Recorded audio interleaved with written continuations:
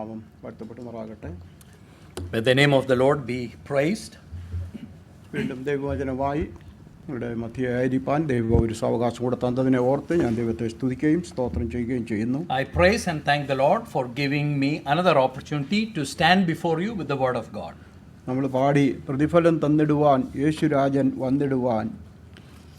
We just sang that, we sang about the blessed hope of the appearance of our King to give us the rewards. So what we have to, അതുകൊണ്ട് നമ്മൾ എന്ത് ചെയ്യണം? What should we do to receive those rewards? പ്രതിഫലം ലഭിക്കുവാൻ ചിലത് പ്രവർത്തിക്കണം എന്നത്, പ്രവർത്തിക്കാതെ പ്രതിഫലം ലഭിക്കുമോ എന്ന് എനിക്ക് തോന്നുന്നില്ല.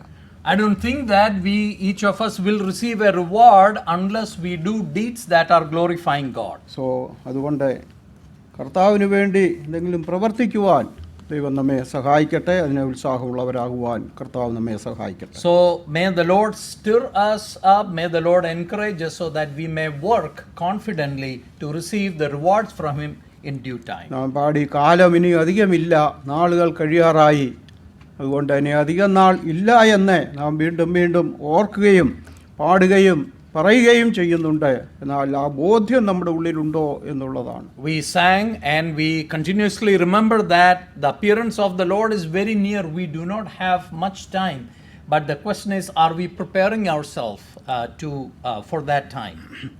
നമുക്ക് ദൈവവചനത്തിലേക്ക് തിരിയാം. Let us turn our attention to the word today. ശനിയാഴ്ച ദിവസം ഞാൻ എടുക്കുമ്പോൾ ഫിലെമോന്റെ ലേഖനത്തിൽ നിന്നാണ് എടുത്തുകൊണ്ടിരിക്കുന്നത്. I have been taking some sessions from the book of Philemon during our Saturday Bible study. കഴിഞ്ഞ പ്രാവശ്യം അതിലെ ഒടുവിലത്തെ ഭാഗത്തേക്ക് വന്ന് അപ്പോസ്തലനായ പൗലോസ് തന്നോടുകൂടെയുള്ള ചിലരുടെ വന്ദനങ്ങൾ ഫിലെമോനും തൻ്റെ കുടുംബത്തെയും അറിയിക്കുന്നത് ആ വ്യക്തികളെക്കുറിച്ച് കഴിഞ്ഞ പ്രാവശ്യം രണ്ടുപേരെക്കുറിച്ച് ചിന്തിച്ചു. The last time I took that Bible study, we discussed how Paul is passing on the greetings from those who are dear and near to him, and specifically we talked about two individuals. കഴിഞ്ഞ പ്രാവശ്യം എപ്പഫ്രാസിനെ കുറിച്ചും മർക്കോസിനെ കുറിച്ചും ചുരുക്കമായിട്ടാണ് ചിന്തിച്ചത്. And so these two individuals were Epaphras and Mark. ഇനിയും 3 പേരുണ്ട്, അരിസ്തർക്കോസും ദേമാസും ലൂക്കോസും. There are 3 more people, Aristarchus, Demas and Luke. ഇന്ന് അതുകൊണ്ട് ദേമാസിനോടുള്ള ബന്ധത്തിൽ ചില കാര്യങ്ങൾ ചിന്തിക്കുവാനാണ് ഞാൻ ആഗ്രഹിക്കുന്നത്. I would like to discuss a few things as it relates to the greetings that Paul has for Demas. ആ വാക്യം ഒന്ന് വായിച്ചിട്ട് നമുക്ക് പോകാം. We will read that verses briefly before proceeding further. യേശുക്രിസ്തുവിൽ എൻ്റെ സഹബദ്ധനായ എപ്പഫ്രാസും എൻ്റെ കൂട്ടുവേലക്കാരനായ മർക്കോസും അരിസ്തർക്കോസും ദേമാസും ലൂക്കോസും നിനക്ക് വന്ദനം ചൊല്ലുന്നു. Epaphras, my fellow prisoner in Christ Jesus, sends you greetings, and so do Mark, Aristarchus, Demas and Luke, my fellow workers. ദേമാസിന്റെ പേര് നമുക്ക് ദൈവവചനത്തിൽ 3 ഭാഗത്ത് മാത്രമേ നാം വായിക്കുന്നുള്ളൂ. Demas is mentioned in 3 places in the New Testament. മറ്റൊന്ന് കൊലോസ്യ ലേഖനം 4-ാം അധ്യായം അതിന്റെ 14-ാം വാക്യത്തിലാണ്. The first time it's mentioned is in Colossians chapter 4 verse 14. വൈദ്യനായ ലൂക്കോസും ദേമാസും നിങ്ങളെ വന്ദനം ചെയ്യുന്നു. And here it is mentioned, the greetings are mentioned coming from our dear friend Luke the doctor and Demas. അടുത്തതായിട്ട് നാം കാണുന്നത് അത് അത്ര നല്ല ഒരു സാക്ഷ്യമായിട്ടല്ല നാം കാണുന്നത്. അത് 2 തിമോത്തി 4-10 വാക്യമാണ്. The next time is mentioned, unfortunately, is not in a good context. It's in Paul's second letter to Timothy, chapter 4, verse 10. Demas ഈ ലോകത്തെ സ്നേഹിച്ച് എന്നെ വിട്ട് തെസ്സലോനിക്കയിലേക്ക് പോയി, ക്രേസ്കസ് ഗലാത്യയ്ക്കും തീത്തോസ് ദൽമത്തയ്ക്കും പോയി. There it is written, for Demas, because he loved this world, has deserted me and has gone to Thessalonica. അതെ, ദേമാസിനെ കുറിച്ച് 3 ഭാഗത്ത് മാത്രം വായിക്കുന്നു. എന്നാൽ ഈ ദേമാസ് ഏത് നാട്ടുകാരൻ ആണ്, എവിടെ വെച്ച് പൗലോസിനോട് ചേർന്നു എന്ന് നാം എങ്ങും കാണുന്നില്ല.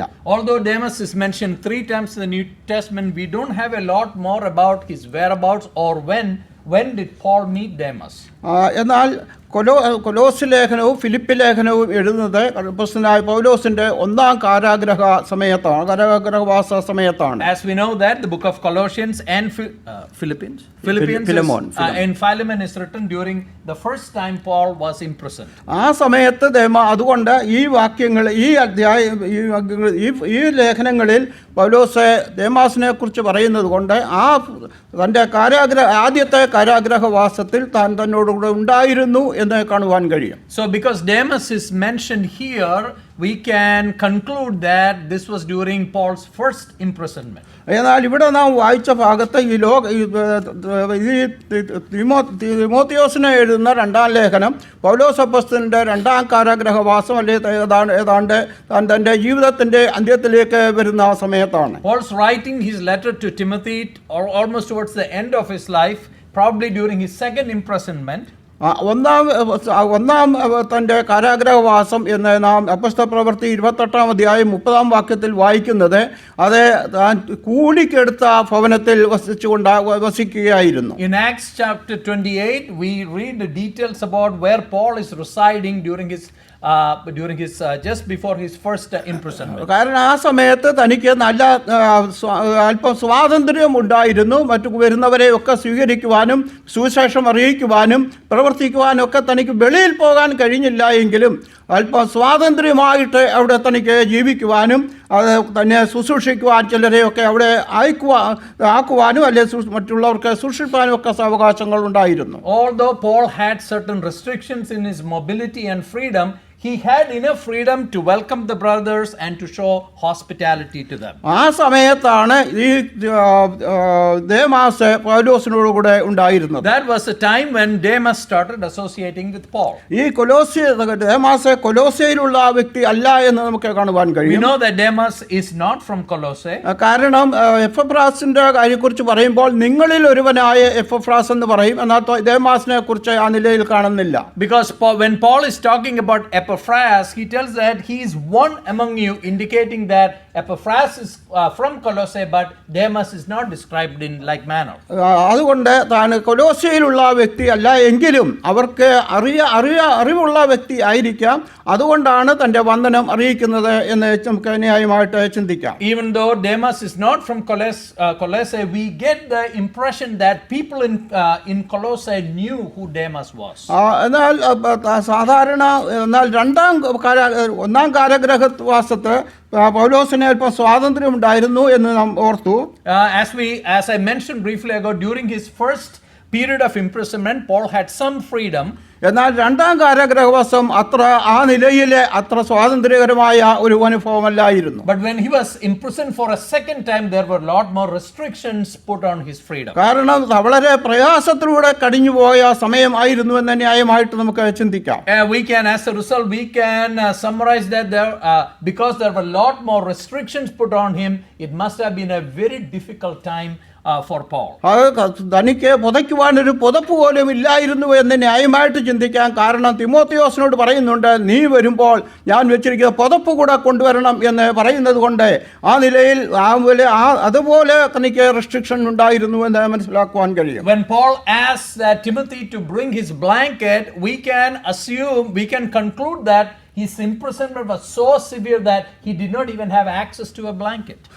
എങ്കിലും ദൈവദാസന്മാര് തന്നോടുകൂടെ ഉണ്ടായിരുന്നു എന്ന് നമുക്ക് കണക്കുവാൻ കഴിയും. But in the midst of such restrictions and distress, we can see that there were God's people ministering to Paul or with him. കാരണം ഇവിടെ പൗലോസ് പറയുന്നുണ്ട്, ഞാൻ ക്രേസ്കസിനെ ഗലാത്യയ്ക്കും തീത്തോസിനെ ദൽമത്തേക്കും അയച്ചു എന്നവിടെ നാം വായിക്കുന്നു. അവർ പോയി എന്ന് ഇവിടെ വായിക്കുന്നു. So his associates Crescens had gone to Galatia and Titus to Dalmatia. These were people who were ministering or associating with Paul. ഇതവിടെ പോയി എന്ന് പറയുമ്പോൾ അവരെ ചില ദൗത്യവുമായി പൗലോസ് അയച്ചതാകാൻ ആണ് സാധ്യത. In accordance with Paul's style, we can very well think that Paul sent them with a particular mission to these places. കാരണം തീത്തോസിനെ കുറിച്ച് നാം വായിക്കുന്നുണ്ട്. തീത്തോസ് കൊരിന്ത്യ സഭയിൽ പോയി അവിടെയുള്ള ധർമ്മശേഖര കാര്യങ്ങളിലെ ഒക്കെ താൻ ഉത്തരവാദിത്തങ്ങൾ എടുത്ത് കാര്യങ്ങൾ ചെയ്തതായിട്ട് തീത്തോസിനെ കുറിച്ച് കൊരിന്ത്യ സഭയോടുള്ള ബന്ധത്തിൽ നാം വായിക്കുന്നുണ്ട്. An example of this mission is when Paul sends Titus to the Corinthian church to do that collection. മാത്രമല്ല വീണ്ടും ക്രേത്തയിൽ തുടർന്നുള്ള കാര്യങ്ങൾ ക്രമപ്പെടുത്തുവാനും അവിടെ മൂപ്പന്മാരെ ആക്കി വെക്കുവാനും വേണ്ടി പൗലോസ് തീത്തോസിനെ ക്രേത്തയിലേക്ക് അയക്കുന്നതായിട്ട് കാണുവാൻ കഴിയും. On another mission, Paul sends Titus to Crete so that he can appoint the rightful elders for the church there. അതുകൊണ്ട് ഈ സഹോദരന്മാരെ ചില പ്രത്യേക ദൗത്യവുമായി അവർ പോയി എന്ന് നമുക്ക് മനസ്സിലാക്കുവാൻ കഴിയും. And that is why we can conclude that when Paul sends these people to these different geographical areas, they are going with a particular mission. എന്നാൽ ദേമാസിനെ കുറിച്ച് ഇവിടെ വായിക്കുന്നത് ദേമാസ് ഈ ലോകത്തെ സ്നേഹിച്ച് തെസ്സലോനിക്കയിലേക്ക് പോയി എന്നാണ്. And contrary to these associates, we read about Demas that he loved the world and he deserted Paul and went to Thessalonica. അത് ന്യായമായി വേദപണ്ഡിതന്മാർ അഭിപ്രായപ്പെടുന്നത് ഈ ദേമാസും തെസ്സലോനിക്കക്കാരൻ ആണ് എന്നാണ്. And scholars agree that Demas must have been from Thessalonica. അവിടെ കാരാഗ്രഹത്തിലായിരിക്കുമ്പോൾ തനിക്ക് വളരെ ബുദ്ധിമുട്ടുണ്ടായി. മാത്രമല്ല മറ്റു 2 സഹോദരന്മാരുണ്ടായിരുന്നു, അവരും പോയി. അതുകൊണ്ട് തനിക്ക് അവിടെ വലിയ പ്രയാസങ്ങൾ നേരിടും അല്ല എന്നുള്ള ആ ഭീതിയിൽ താൻ തെസ്സലോനിക്കയിലേക്ക് പോയി എന്ന് ന്യായമായിട്ട് ചിന്തിക്കുവാൻ കഴിയും. With both Crescens and Titus gone on a mission, and then Paul left by himself being deserted, maybe Demas thought that life would become more hard, so he has left Paul and has gone back to കാരണം Thessalonica. ഇവിടെ കഷ്ടമനുഭവിക്കുന്നതിൽ കൂടുതൽ താൻ തെസ്സലോനിക്കയെ കുറിച്ച് ചിന്തിക്കുവാൻ തുടങ്ങി. Rather than suffering for Christ along with Paul, Demas was concerned about safety and returning to Thessalonica. തെസ്സലോനിക്ക എന്ന് പറയുന്നത് BC 316 മുതൽ ഒരു തുറമുഖ പട്ടണം ആണ്. Right from BC 316, Thessalonica was a harbor city. അതുകൊണ്ട് തനിക്ക് താൻ തെസ്സലോനിക്കക്കാരനായിരിക്കുന്നതുകൊണ്ട് അവിടെയുള്ള സാഹചര്യങ്ങളെ അവിടെയുള്ള അവസരങ്ങളെ തനിക്ക് നന്നായിട്ട് അറിയാവുന്ന വ്യക്തിയായിരുന്നു. Maybe Demas knew that it's best to go back because there are a lot more opportunities there. അവിടെ ചെന്നാൽ തനിക്ക് ന്യായമായ മാന്യമായ നിലയിൽ ഒരു ജീവിതം നയിക്കുവാൻ കഴിയും എന്ന് താൻ ചിന്തിച്ചു. Maybe he can have a better honorable life, maybe with a secure employment. മാത്രമല്ല അവിടെ വെള്ളി ഖനനം ചെയ്യുന്ന ഖനികൾ ഉണ്ടായിരുന്നു എന്ന് വായിക്കുവാനിടയായി. From geography we understand that there was silver mining happening in and around Thessalonica. അതുകൊണ്ട് അവിടെ ചെന്നാൽ ജോലി ചെയ്തോ അല്ലെങ്കിൽ എന്തെങ്കിലും ബിസിനസ് ചെയ്തോ മാന്യമായിട്ട് ജീവിക്കുവാൻ സാധിക്കും എന്നുള്ള ആ ചിന്തയിലാണ് തെസ്സലോനിക്കയിലേക്ക് പോയതെന്ന് പൗലോസിന്റെ എഴുത്തിൽ നിന്ന് ന്യായമായി നമുക്ക് മനസ്സിലാക്കുവാൻ കഴിയും. From the writings of Paul and his description of Demas, we understand that he might have gone for a better, maybe a more secure, a more stable income, and hence a better living than being with Paul in the prison. അതുകൊണ്ട് Demas ലോകസ്നേഹവും ലോകമോഹവും കൊണ്ടാണ് തെസ്സലോനിക്കയിലേക്ക് പോയതെന്ന് മനസ്സിലാക്കുവാൻ കഴിയും. And that's why it's written that he loved the world and has deserted me. ലോകസ്നേഹവും ലോകം means വെള്ളിയോടുള്ള മോഹവും ലോകത്തിന്റെ സ്നേഹവും കൊണ്ടാണ് താൻ തെസ്സലോനിക്കയിലേക്ക് പോയതെന്ന്. He might have gone to Thessalonica because of his love for the world and because of his love for the precious metal or love for silver. അതുകൊണ്ട് അത് പൗലോസിന് വളരെ പ്രയാസമുണ്ടാക്കിയ വിഷയമായതുകൊണ്ടാണ് പൗലോസ് എഴുതിയിരിക്കുന്നത് അവൻ എന്നെ വിട്ട് പോയി എന്ന്. When Paul writes that Demas has deserted, he loved the world and deserted me, it is very clear that it has brought some pain, some concern for Paul. കാരണം രണ്ടുപേർ അവിടെ നിന്ന് പോയപ്പോൾ ഒരു വ്യക്തി തന്നോട് കൂടെ ഉണ്ട് എന്നുള്ള ഒരു ആശ്വാസം തനിക്കുണ്ടായിരുന്നു. എന്നാൽ ആ വ്യക്തിയും അവിടെ നിന്ന് പോയപ്പോൾ മാനസികമായി ന്യായമായി വളരെ പ്രയാസങ്ങൾ മനസ്സിലുണ്ടാക്കുന്ന സമയമാണത്. When Crescens and Titus left, Paul thought, well, maybe Demas would be with me, but when he also left, it brought added burden and sadness to Paul. അങ്ങനെ ഏകനായി തീരുന്ന ആ അനുഭവം ഉണ്ടാകുമ്പോഴേ അതിന്റെ ആ വേദന നമുക്ക് മനസ്സിലാകുകയുള്ളൂ. We all know that when we go through such times, when we feel alone, when we feel that our dear ones have left us, it brings much concern and it brings much sadness to us. എന്നാൽ ദേമാസിനോടുള്ള ബന്ധത്തിൽ താൻ ഒരു നല്ല കാര്യം ചെയ്തതായിട്ട് താൻ ചിന്തിച്ച് താൻ തെസ്സലോനിക്കയിലേക്ക് പോവുകയാണ്. But in Demas is thinking that I am doing the right thing, I am moving back to Thessalonica. That's my hometown. എന്നാൽ താൻ തെസ്സലോനിക്കക്കാരനായിരുന്നുവെങ്കിലും തെസ്സലോനിക്കയിലെ വിശ്വാസികളെ കുറിച്ച് നാം വായിക്കുന്നത്, തെസ്സലോനിക്ക ലേഖനത്തിൽ വായിക്കുന്നത്, അവർ ബഹു കഷ്ടം സഹിക്കേണ്ടി വന്നു എങ്കിലും കർത്താവിൻ്റെ വചനം സന്തോഷത്തോടെ കൈക്കൊണ്ടു എന്ന് നാം വായിക്കുന്നുണ്ട്. About the Thessalonican believers, we read that even though they had to undergo intense tribulation and suffer, they very gladly and joyfully received the word of God. തെസ്സലോനി 1:6 വായിക്കുന്നത്, ബഹു കഷ്ടം സഹിക്കേണ്ടി വന്നിട്ടും നിങ്ങൾ പരിശുദ്ധാത്മാവിന്റെ സന്തോഷത്തോടെ വചനം കൈക്കൊണ്ട് ഞങ്ങൾക്കും കർത്താവിനും അനുകാരികളായി തീർന്നു. And it's because our gospel came to you not simply with words but also with power, with the Holy Spirit and deep conviction. You became imitators of us and of the Lord, for you welcomed the message in the midst of suffering. അതെ, തെസ്സലോനിക്കയിലുള്ള വിശ്വാസികൾ അത് വളരെ കഷ്ടം അനുഭവിച്ചുവെങ്കിലും ദൈവവചനം അവർ വളരെ സന്തോഷത്തോടെ കൈക്കൊണ്ടവരായിരുന്നു.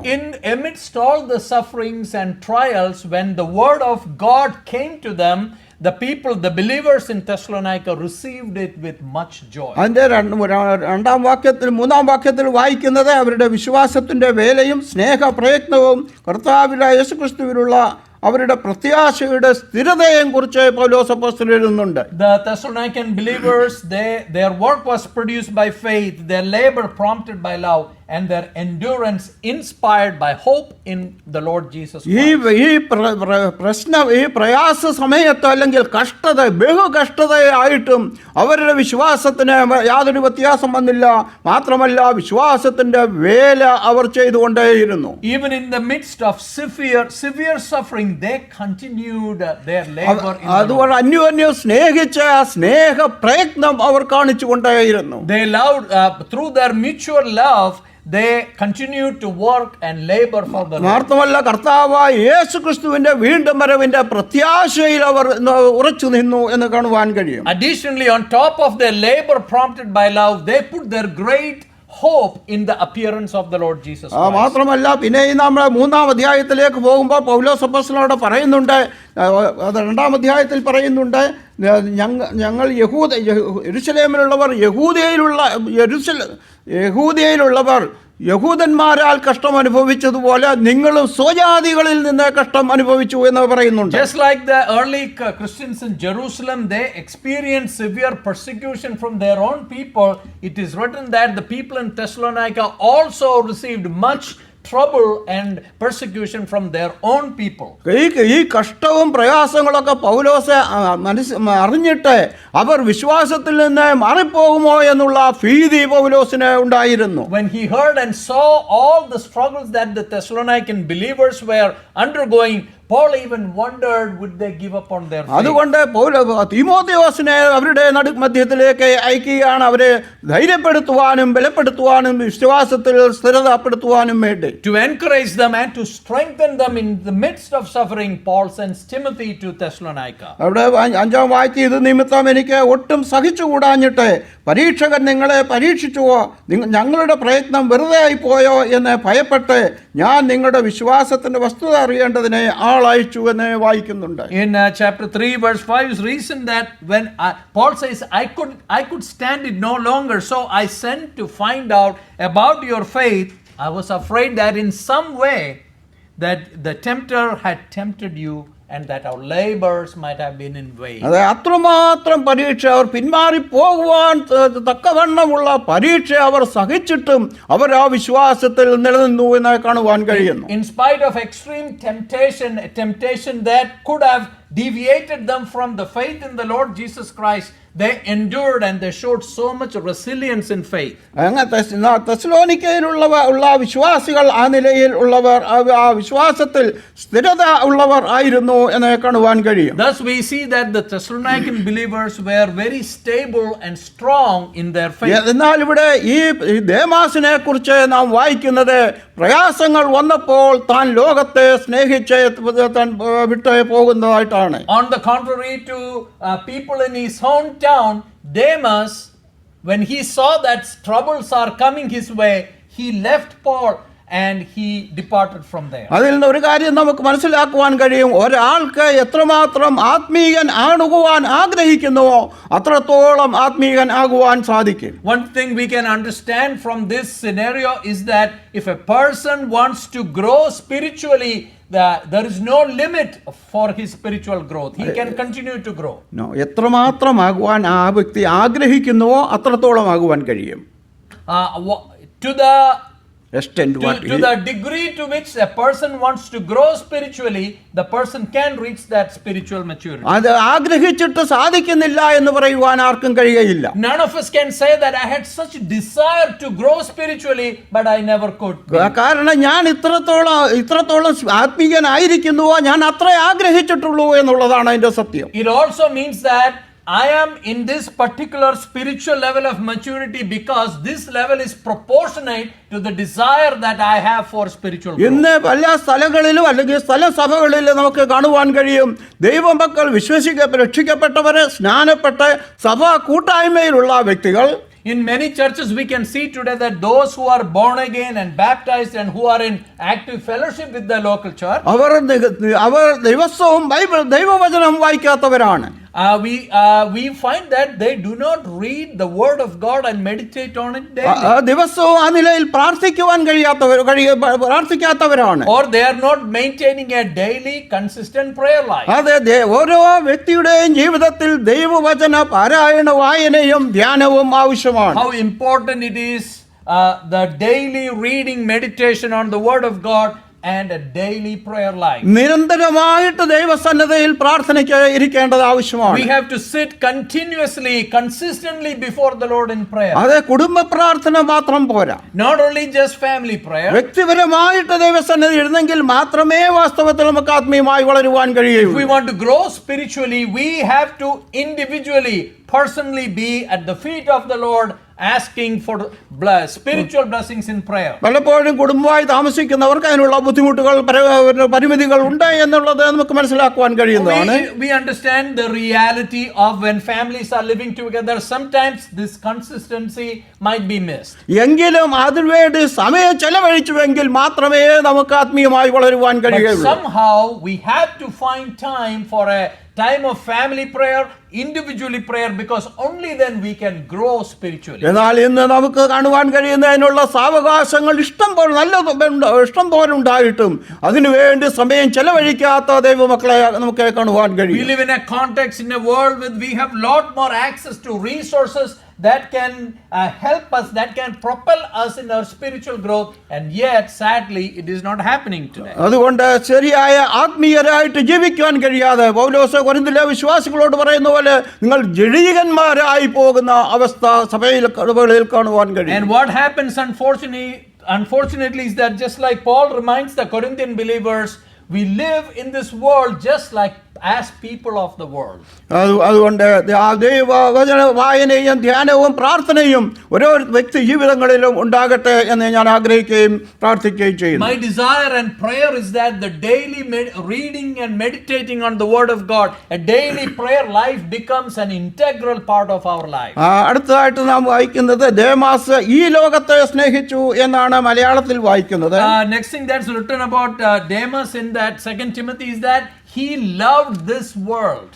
എന്നാൽ ഇംഗ്ലീഷിൽ വായിച്ചാൽ this present world എന്നാണ് എഴുതിയിരിക്കുന്നത്. Some translations use the phrase this present world. എന്ന് പറഞ്ഞാൽ ഇന്നത്തെ ലോകത്തെ സ്നേഹിച്ച് താൻ പോയി എന്നാണ്. Whatever was around him at that time, Demas chose to follow that. ഓരോ കാലഘട്ടത്തിലും അന്നത്തെ ലോകമുണ്ട്.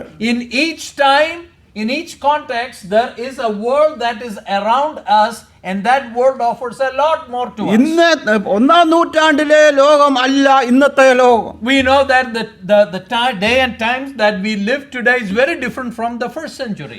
പ്രത്യേകിച്ച് നമുക്കറിയാം ഒരു 10-15 വർഷം മുമ്പുണ്ടായിരുന്നതായ ലോകം അല്ല വാസ്തവത്തിൽ ഇന്നുള്ള ലോകം. Coming to more recent times, how much the world has changed in the last 10 to 15 years. അതുകൊണ്ട് ആ അന്നത്തെ ലോകത്തെ സ്നേഹിച്ചു ദേമാസ് പോയി എന്ന് നാം വായിക്കുന്നു. It is mentioned mentioned as that Demas loved the present world, the world at his time. അതുപോലെ അന്നത്തെ ലോകത്തെ സ്നേഹിച്ചു പോയ വേറൊരു വ്യക്തിയെക്കുറിച്ച് നമുക്ക് കാണുവാൻ കഴിയും. Another person is also mentioned who did the same thing. അതെ, ഉൽപ്പത്തി പുസ്തകം 13-ാം അധ്യായത്തിൽ നാം ലോത്തിനെ കുറിച്ച് വായിക്കുന്നുണ്ട്. This person is mentioned in Genesis chapter 13. We all are familiar with him, and it is about Lot. അവിടെ ലോത്ത് അബ്രഹാമിനെ വിട്ട് പിരിയുന്ന സംഭവമാണ് അവിടെ എഴുതിയിരിക്കുന്നത്. Genesis chapter 13 describes how Lot and Abraham separate. അവിടെ 13-ാം അധ്യായം അതിന്റെ 10 മുതലുള്ള വാക്യം വായിക്കുമ്പോൾ we are reading down from verse 10.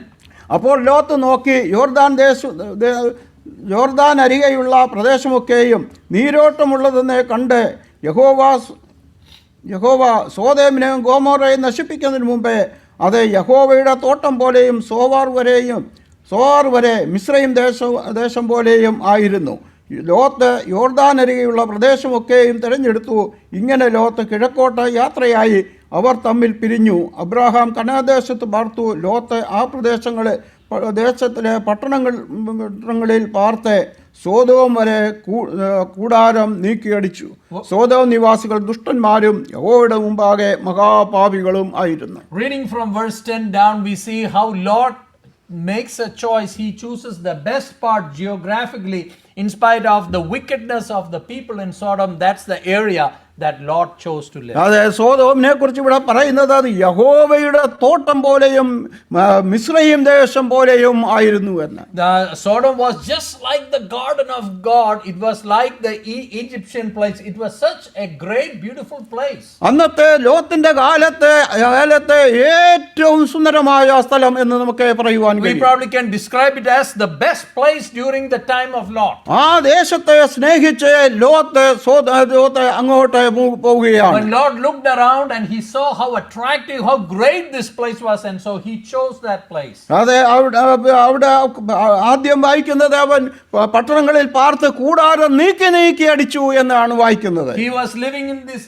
each cities, each towns, and he kept moving his tent from place to place. അങ്ങനെ പട്ടണങ്ങളിലേക്ക് ചെല്ലുന്തോറും കൂടുതൽ അതിനോട് ആകൃഷ്ടനായിട്ട് താൻ പിന്നെയും സോദോം വരെയും തന്റെ കൂടാരം നീക്കി അടിച്ചു എന്ന് വായിക്കുന്നു. It is written here that as Lot kept on moving his tents and dwelling there until he reached Sodom, he kept on looking at these places and he fell in love with this place. സോദോമിൽ ചെന്ന് കഴിഞ്ഞപ്പോൾ കൂടാരമൊക്കെ നീക്കി നല്ലൊരു പാർപ്പിടമൊക്കെ ആക്കി അവിടെ താൻ സ്ഥിരവാസം ആയി. When he reached Sodom, he got rid of all his tents. He decided to settle down and to live there permanently. എന്നാൽ ഇവിടെ ദൈവാത്മാവ് ഒരു വാക്യം കൂടെ അവിടെ ചേർത്ത് പറയുകയാണ്. സോദോം നിവാസികൾ ദുഷ്ടന്മാരും യഹോവയുടെ മുമ്പാകെ മഹാപാപികളുമായിരുന്നു. But God's Spirit includes this very important verse that says, now the people of Sodom were wicked and were sinning greatly against the Lord.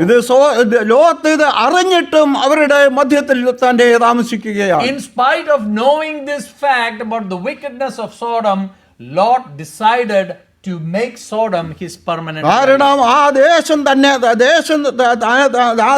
താൻ സ്നേഹിച്ചു കൊണ്ടുപോയി. മാത്രമല്ല ആ ദേശത്തിൽ താൻ അവിടെ ആയിരിക്കുകയാണ്. He fell in love with this place. This place was very attractive, hence he decided to make this place his permanent home. എന്നാൽ അതിന്റെ പരിണത ഫലം നമുക്ക് മനസ്സിലാക്കുവാൻ കഴിയും. We know what happened as a result, the sad story of what happened as a result. അതെല്ലാം നശിച്ചു പോയതായിട്ട് നമുക്ക് കാണുവാൻ കഴിയും. We read that the entire city of Sodom was destroyed. എന്നിട്ട് ലോത്തിന്റെയും തുടർന്നുള്ള ചരിത്രം നമുക്ക് അറിയാം. And we also know what happened to Lot and his descendants. അതുപോലെ ലോകത്തെ സ്നേഹിച്ചു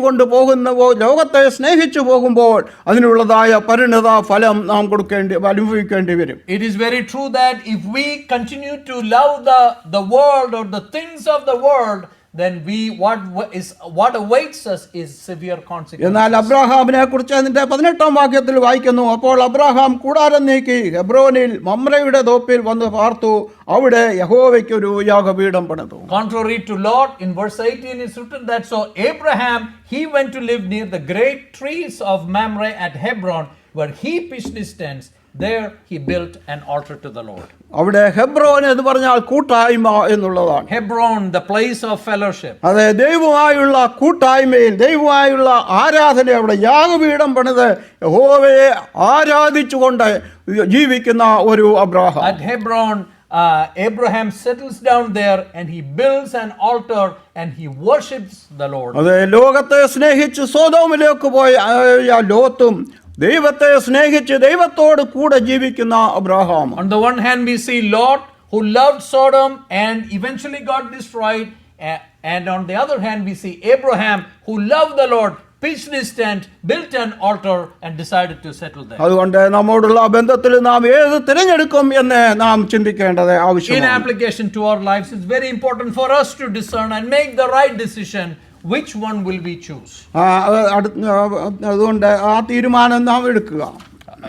May God help us to make the right choice, a choice just like what Abraham did. അത് അടുത്തതായിട്ട് നമുക്ക് ഒരു അപ്പോസ്തലനായ യോഹന്നാൻ പറയുന്ന ആ വിഷയം കൂടി നമുക്ക് ചിന്തിക്കാം. Let's look at what John writes about this. 1 യോഹന്നാൻ 2:15 മുതൽ 17 വരെയുള്ള ആ വാക്യം. The first letter of John, chapter 2, verses 15 through 17. ലോകത്തെയും ലോകത്തിനുള്ളവരെയും സ്നേഹിക്കരുത്. ഒരുവൻ ലോകത്തെ സ്നേഹിക്കുന്നുവെങ്കിൽ അവനിൽ പിതാവിൻ്റെ സ്നേഹം ഇല്ല. ജഡമോഹം, കൺമോഹം, ജീവനത്തിൻ്റെ പ്രതാപം, ഇങ്ങനെ ലോകത്തിലുള്ളത് എല്ലാം പിതാവിൽ നിന്നല്ല, ലോകത്തിൽ നിന്നത്രേ ആകുന്നു.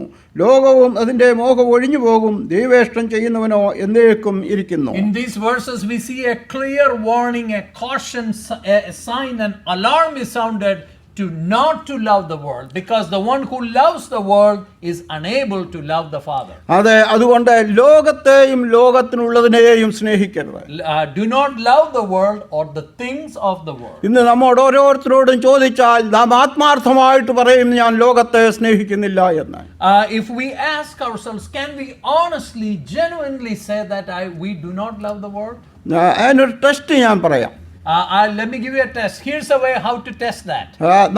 നമ്മുടെ പണം നാം ചെലവഴിക്കുന്ന വിഷയത്തിലാണ് അത് ഞാൻ പറയുവാൻ ആഗ്രഹിക്കുന്നത്. One way to test this is to look at how we are spending our money. നമ്മുടെ പണം നാം അത്യാവശ്യ കാര്യങ്ങൾക്ക് ചെലവഴിക്കും. We spend our money for things that are necessary for us. പിന്നീട് നമ്മുടെ ആവശ്യങ്ങൾക്ക് ചെലവഴിക്കും. Then we spend it for our needs. മാത്രമല്ല അനാവശ്യമായിട്ട് ആഡംബരങ്ങൾക്കും ഉല്ലാസങ്ങൾക്കുമായിട്ടും നാം പണം ചെലവഴിക്കുന്നു. And then sometimes we spend money for things that may be unnecessary, maybe some comforts and luxuries. അതുകൊണ്ട് ഏത് നിലയിലൊക്കെ നാം പണം ചെലവഴിക്കുന്നുവെന്ന് നമ്മെ തന്നെ പരിശോധിച്ചാൽ മതി.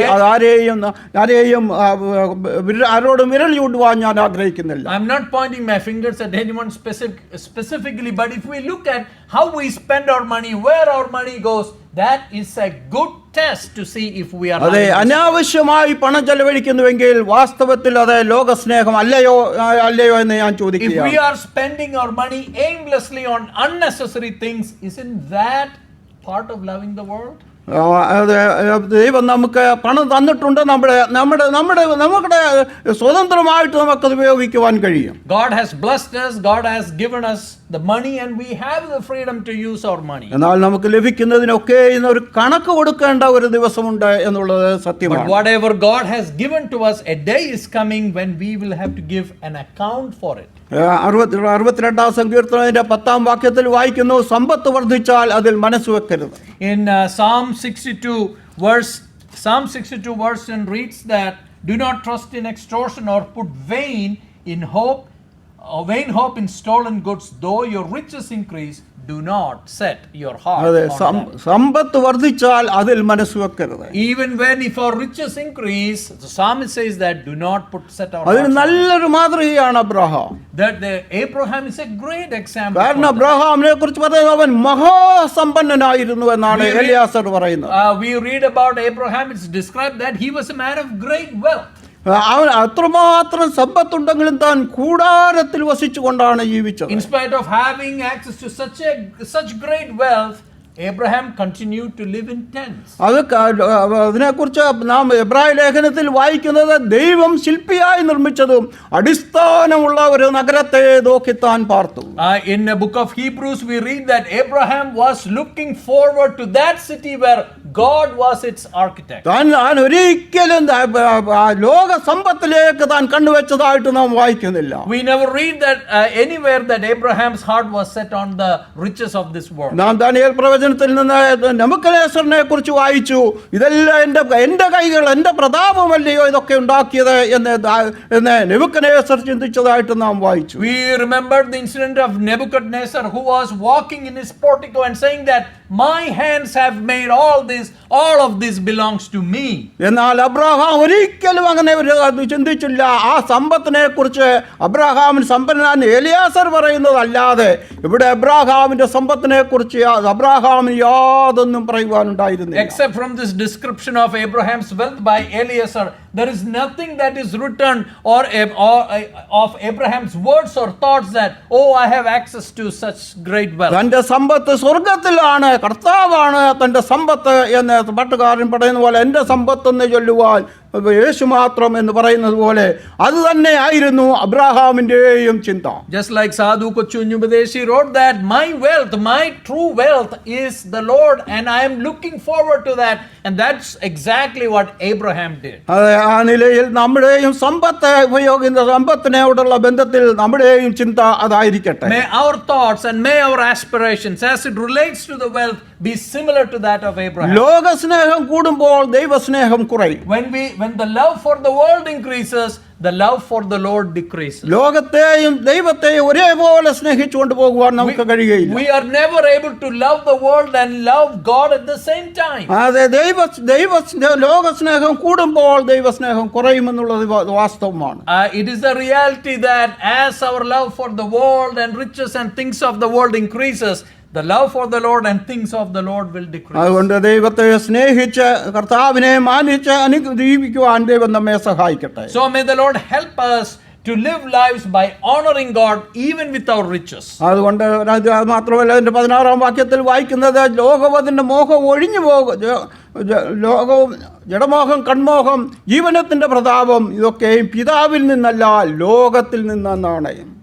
All the lust of the flesh, the pride of life and the lust of the eyes, it doesn't come from the Father, it comes from the world. അതെ, ഈ ലോകത്തിൽ നിന്ന് കടന്നു വരുന്നതാണ് ഈ ജഡമോഹം, കൺമോഹം. All these things are coming up from the earth. കാരണം അത് സ്വർഗത്തിൽ ആരംഭിച്ചു എന്ന് അവിടെ നിന്ന് ദൈവം ഭൂമിയിലേക്ക് ലോകത്തിലേക്ക് തള്ളിയിട്ടിരിക്കുകയാണ്. These are things that has its origin in heaven and God has transferred it to the earth. കാരണം യെശയ്യാ പ്രവചനം 14-ാം അധ്യായം 28 മുതലുള്ള വാക്യത്തിൽ നാം ലൂസിഫറിനെ കുറിച്ച് വായിക്കുന്നുണ്ട്. We read about the sad story of Lucifer in Isaiah chapter 14. കാരണം അവൻ ദൈവത്തിന്റെ മേൽ ഉയരുവാൻ താൻ ആഗ്രഹിച്ചു. Lucifer tried to become more popular and more powerful than God. അത് താൻ സ്വർഗത്തിൽ കയറും, എന്റെ സിംഹാസനം ദൈവത്തിന്റെ സിംഹാസനത്തിന്റെ മേലെ വെക്കുമെന്ന് പറഞ്ഞ അവനെ ദൈവം അവിടെ നിന്ന് തള്ളി താഴെയിട്ടതായിട്ട്. I'll go up to the heavens and I will establish my throne on top, over the top of God's throne, and as a result of his pride he was kicked down to earth. ദൈവത്തേക്ക് മേലാകാൻ കഴിയില്ല, എന്നാ ദൈവത്തെ പോലെ ആകാം എന്നുള്ള പിന്നെ ചിന്തയായി. Then he started thinking of maybe I will not be able to surpass God, but let me at least become like God. അതാണ് Eden തോട്ടത്തിൽ താൻ പ്രയോഗിച്ചത്. And that is the plot that Satan used in the Garden of Eden. കാരണം പറയുന്നത് നീ വൃക്ഷഫലം തിന്നാൽ നിങ്ങൾ ദൈവത്തെ പോലെയാകും എന്നാണ് പറയുന്നത്. Because Satan was tempting, the serpent was tempting Eve by saying that if you eat from this fruit you will be like God. അതുപോലെ അത് ലോകത്തിൽ ആയിരിക്കുമ്പോൾ ലോകത്തിലെ കാര്യങ്ങളൊക്കെ നമുക്ക് വേണം, നമുക്ക് ആവശ്യമുണ്ട്. എന്നാൽ അതിൽ നമ്മുടെ മോഹമാകാൻ ഇടയാകാതിരിക്കട്ടെ. When we are living in this world, certainly we need to use a lot of things that are around us for our survival. But if our focus is set on the things of the world, we are marching towards disaster. അതൊക്കെ ലോകത്തിൽ നിന്നും ലോകത്തിന്റെ പ്രഭുവായ പിശാചിൽ നിന്നും ഉണ്ടാകുന്നതാണ്. All the things that are standing in opposition to God are created by Satan. അതിന്റെ 17-ാം വാക്യം കൂടെ ചിന്തിക്കാം. ലോകവും അതിന്റെ മോഹം ഒഴിഞ്ഞു പോകും, ദൈവേഷ്ടം ചെയ്യുന്നോ എന്നേക്കും ഇരിക്കുന്നു. John finally reminds us that all the things, the desires, everything that's glittering and attractive in this world, they will pass away. Only those who love and who do the will of God will live forever. ലോകവും അതിന്റെ മോഹവും ഒഴിഞ്ഞു പോകുമെന്ന് ആ സോദോമിലേക്ക് നോക്കിയാൽ നമുക്ക് മനസ്സിലാക്കുവാൻ കഴിയും. When we look at Sodom, it's very clear that the things of the world, the things that are attractive, will pass away. ലോത്തിന്റെ ഭാര്യ ഇന്നും അവിടെ തുപ്പുതൂണായിട്ട് നിന്നുകൊണ്ട് പറയുകയാണ്, അല്ലെങ്കിൽ മൗനമായി പറയുകയാണ്, ലോകം അതിന്റെ മോഹം ഒഴിഞ്ഞു പോകും, ലോകത്തെ സ്നേഹിച്ചവർ ഇതാ എന്നെ പോലെ ആയിത്തീരുമെന്നുള്ള. Lot's wife, who became the pillar of salt, in many ways silently is proclaiming to the world that everything in this world will pass away. അതുകൊണ്ട് ആ ലോക സ്നേഹത്തോടുള്ള അത് ലോത്തിന്റെ ഭാര്യയ്ക്ക് തിരിഞ്ഞു നോക്കി ആ സോദോമിനോടുള്ള സ്നേഹം കൊണ്ട് തിരിഞ്ഞു നോക്കിയതാണ് അവൾ ഉപ്പുതൂണായിട്ട് അവിടെ നിൽക്കുവാൻ കാരണം. We know that because Lot and his family loved Sodom so much that it was so painful to leave Sodom, and Lot's wife looked back and became the pillar of salt. അതെ, ലൂക്കോസ് സുവിശേഷത്തിൽ കർത്താവ് പറയുന്നുണ്ട്, ലോത്തിന്റെ ഭാര്യയെ ഓർത്തുകൊള്ളുവീൻ. The Lord Jesus reminds his listeners in the Gospel of Luke that remember Lot's wife. ലോക സ്നേഹം വരുമ്പോൾ ലോത്തിന്റെ ഭാര്യയെ ഓർത്തുകൊള്ളുക. When the love for the world increases in us, remember Lot's wife. അതെ, സോദോമിനെ കുറിച്ച് നാം നോക്കിക്കഴിഞ്ഞാൽ അത് ദൈവത്തിന്റെ തോട്ടം പോലെ ഇരുന്ന ആ പ്രദേശം ഇന്ന് ഒരു പുല്ലുപോലും, അല്ലെങ്കിൽ ഒരിക്കലും ഒരു പുല്ലുപോലും മുളയ്ക്കാത്ത സ്ഥലമായി തീർന്നു. Sodom, a place that looked exactly like the garden of God, today is lying in utter desolation. ലോകം അതിന്റെ മോഹവും ഒഴിഞ്ഞു പോകും എന്നുള്ളത് എത്ര സത്യമായിരിക്കും. The desires of the world will pass away. How true it is in the case of Sodom. മാത്രമല്ല ഈ ലോകം മുഴുവനും ഇനിയും ഒഴിഞ്ഞു പോകുവാൻ പോകുന്നതാണ്. Because we know that one day everything that we see in this world is going to be desolate. അതെ, പത്രോസ് അപ്പോസ്തലൻ പറയുന്ന പോലെ മൂലക പദാർത്ഥങ്ങൾ കത്തിയെരിഞ്ഞ് ഈ ഭൂമിയും അതിന്റെ ഇതെല്ലാം ഒഴിഞ്ഞു പോകും. Peter reminds us that everything that we see, all the material things that we see today will be burned and earth will be destroyed. ഒരു പുതിയ ഭൂമിയും പുതിയ ആകാശവും ദൈവം സൃഷ്ടിക്കാൻ പോകുകയാണ്. God is going to create a new heaven and a new earth. അതെ, വാസ്തവത്തിൽ അതാണോ നമ്മുടെ ആഗ്രഹം?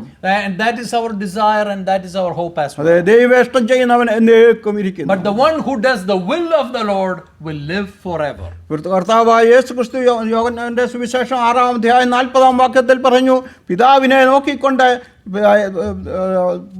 പുത്രനിൽ വിശ്വസിക്കുന്നവൻ നിത്യജീവൻ ഉണ്ടാകണം എന്നതാകുന്നു പിതാവിന്റെ ഇഷ്ടം എന്ന്. In John chapter 6 we read Jesus' words saying that what God the Father is desiring is that we all do the will of God. അതെ, ആരും നശിച്ചു പോകുവാൻ ദൈവം ആഗ്രഹിക്കുന്നില്ല. Nobody should perish. What God desires is that each of us have eternal life. അതുകൊണ്ടാണ് തന്റെ ഏകജാതനായ പുത്രനെ ഈ ഭൂമിയിലേക്ക് അയച്ചത്. And that is exactly the reason why God sent his only begotten son into this earth.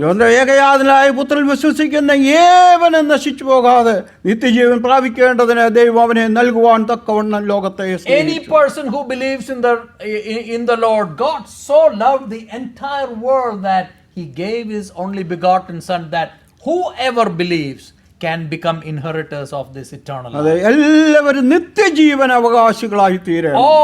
All shall become inheritors of life eternal. അതുകൊണ്ട് രക്ഷിക്കപ്പെടാത്തവരോടുള്ള ബന്ധത്തിൽ എല്ലാവരും കർത്താവായ യേശുക്രിസ്തു വിശ്വസിച്ച് നിത്യജീവനെ അവകാശികളായി തീരണം എന്ന് പറയുവാൻ ആഗ്രഹിക്കുന്നു. What God desires from us and what I want to admonish and encourage all of us is that those who have not accepted the Lord Jesus Christ, that they also come to this great faith, and that they know that God's desire for them is that they should not perish but have eternal life. അതെ, രക്ഷിക്കപ്പെട്ടവരോടുള്ള ബന്ധത്തിൽ ദൈവേഷ്ടത്തെ കുറിച്ച് വായിക്കുന്നത് 1 തെസ്സലോനിയർ 4-3 വാക്യത്തിൽ വായിക്കുന്നു, ദൈവത്തിന്റെ ഇഷ്ടമോ നിങ്ങളുടെ ശുദ്ധീകരണം തന്നെ.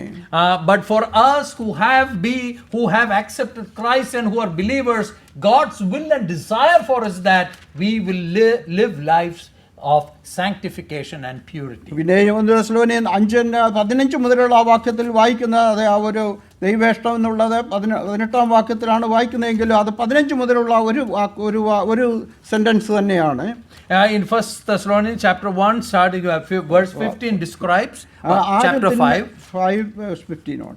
ആരും തിന്മയ്ക്ക് പകരം തിന്മ ചെയ്യാതിരിപ്പാൻ നോക്കുവീൻ, തമ്മിലും എല്ലാവരോടും എപ്പോഴും നന്മ ചെയ്തുകൊണ്ടിരിപ്പീൻ, എപ്പോഴും സന്തോഷിപ്പീൻ, ഇടവിടാതെ പ്രാർത്ഥിപ്പീൻ, എല്ലാറ്റിനും സ്തോത്രം ചെയ്യുവേൻ, ഇതല്ലോ നിങ്ങളെക്കുറിച്ച് ക്രിസ്തുയേശുവിൽ ദൈവേഷ്ടം. For those of us who are believers, who have accepted Christ, who are following the Lord Jesus Christ, the admonition, instruction for us is that we rejoice always, and that we do not do wrong for wrong, but rather do a good in the presence of evil, and to give thanks in all life situations. അതെ, തിന്മയ്ക്ക് പകരം തിന്മ ചെയ്യരുത്, നന്മ ചെയ്യണം എന്നാണ് കർത്താവ് നമ്മെ പഠിപ്പിക്കുന്നത്. The Lord is reminding us that we should never pay back wrong for wrong, എല്ലാവരോടും നന്മ ചെയ്തുകൊണ്ടിരിക്കും, but rather to be good, to do good, and to practice good with each other. എപ്പോഴും സന്തോഷിപ്പീൻ, To rejoice always. അദ്ദേഹത്തിൽ കർത്താവ് എപ്പോഴും സന്തോഷിക്കണമെങ്കിൽ കർത്താവിൽ മാത്രമേ സന്തോഷിക്കുവാൻ We know that to rejoice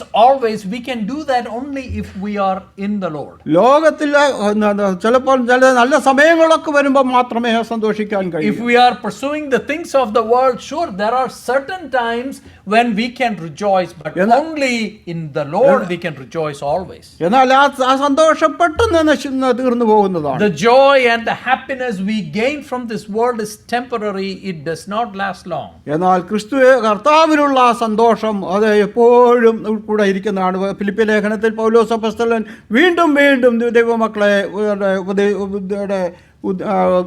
ഉപദേശിക്കുന്ന കാര്യമാണ്. The joy that a believer receives in the Lord, that's never ending, and Paul reminds the church in Philippi to again, he repeatedly say that you have to rejoice, be joyful in the Lord. മാത്രമല്ല ഇവിടെ പറയുന്ന ഇടവിടാതെ പ്രാർത്ഥിപ്പീൻ, and also to pray continuously, to pray without ceasing.